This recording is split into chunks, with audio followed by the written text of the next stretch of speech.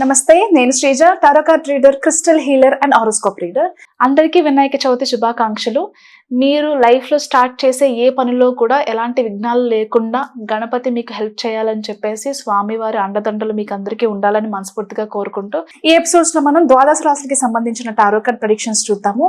అలాగే మీలో ఎవరికైనా సరే వ్యక్తిగతంగా మీ టారో కార్డ్ రీడింగ్ ద్వారా మీ పాస్ట్, ప్రెసెంట్, ఫ్యూచర్ ఎవరికైనా తెలుసుకోవాలనుకున్నా, అలాగే క్రిస్టల్ సజెషన్స్కి సంబంధించి మనీ మిరకిల్ గ్రిడ్స్ గురించి, బిజినెస్ గ్రోత్కి సంబంధించిన క్రిస్టల్స్ గురించి తెలుసుకోవాలనుకుంటే స్క్రీన్ మీద కనిపిస్తున్న నంబర్స్కి కాల్ చేసి మీరు అపాయింట్మెంట్ తీసుకుని సంప్రదించవచ్చు.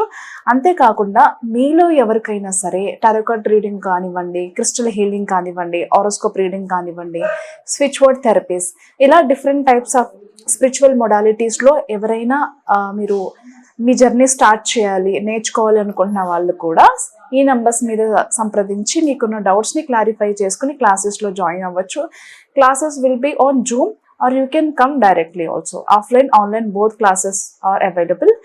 అలాగే మీ అందరికీ తెలిసిందే, మనం యానిమల్స్కి బాగా సపోర్ట్ చేస్తూ ఉంటాము. నా చిన్న రిక్వెస్ట్ ఏంటంటే అందరూ కూడా మీ వంతు సాయంగా ఈ భూమి మీద మనం హ్యాపీగా ఉండడానికి ఎంత అర్హులమో అలాగే ప్రతి జీవి కూడా అంతే అర్హత కలిగిన జీవులు అని చెప్పేసి దయచేసి గుర్తించి, యానిమల్ ఎక్కడైనా సరే మెంటల్గా, ఫిజికల్గా అబ్యూజింగ్కి గురవుతుంటే దయచేసి మీ వంతు కృషితో వాటిని రక్షిస్తారని మనస్ఫూర్తిగా కోరుకుంటున్నాను. అలాగే స్టేరీ యానిమల్స్కి ఫీడ్ చేస్తూ ఉండండి.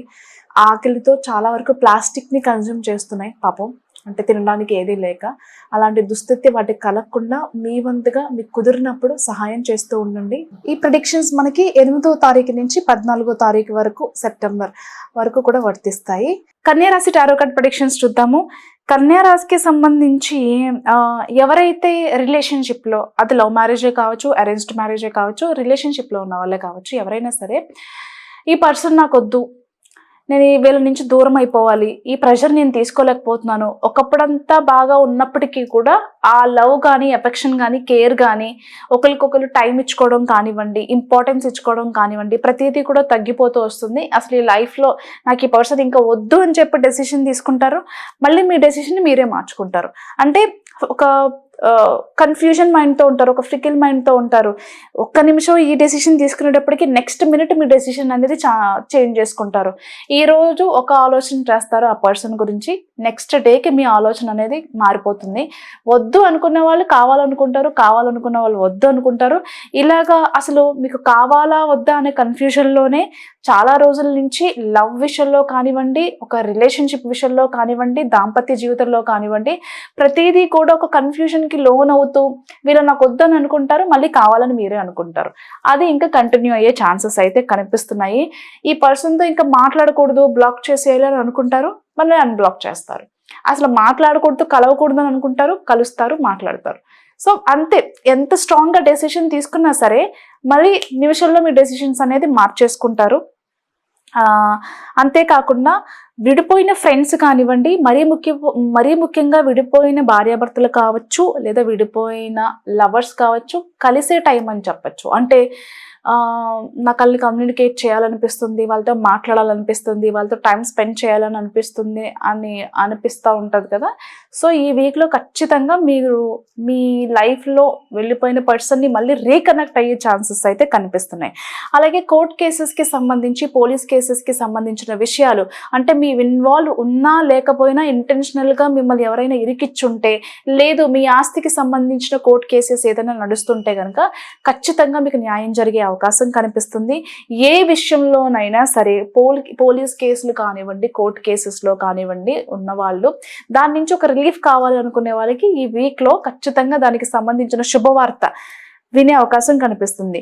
విమెన్ ఎంటర్ప్రెన్యూర్స్కి బాగా కలిసి వస్తుంది. బిజినెస్ పరంగా ధనాకర్షణ బాగుంటుంది, జనాకర్షణ బాగుంటుంది, మార్కెటింగ్ బాగా చేసుకోగలుగుతారు, ప్రమోషన్స్ బాగా చేయగలుగుతారు.